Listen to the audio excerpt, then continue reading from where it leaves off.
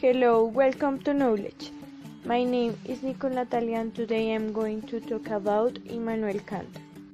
The analytical judgments are those that have the concept of predicate containing in a subject and a relationship of belonging of identity is produced.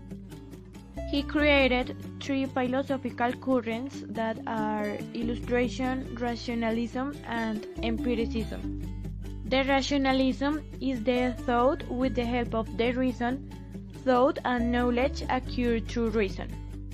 The empiricism is the learning that is acquired through the experiences. The illustration combines empiricism and rationalism to find your own thought. The problem was how to access knowledge. He says that the metaphysic is an speculative thought of the entirely isolated reason that is located in a dimension superior to that of experience.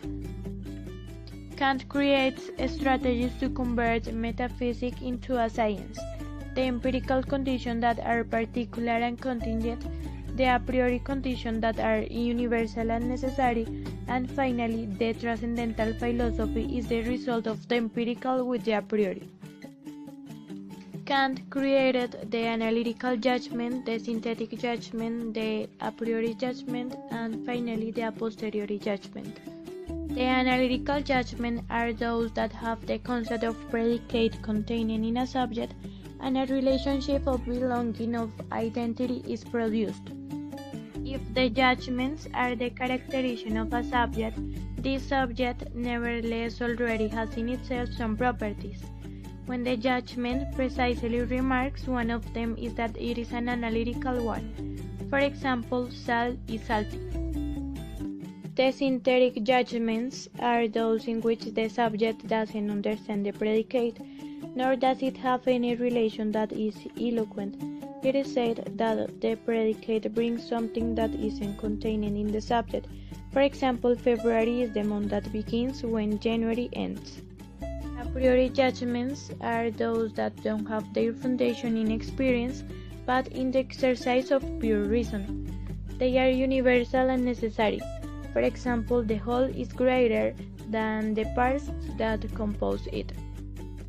The a posteriori judgments are verified by resorting to experience. They are empirical judgments. They refer to facts. They have a particular and contingent validity. For example, the students of philosophy are applied. The English are calm.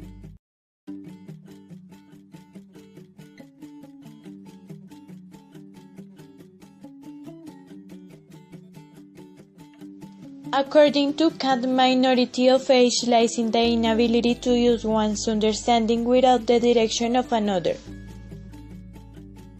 One is guilty of this minority when the cause of it is not a defect of the understanding, but in the lack of decision and courage to serve independently of him without the guidance of another.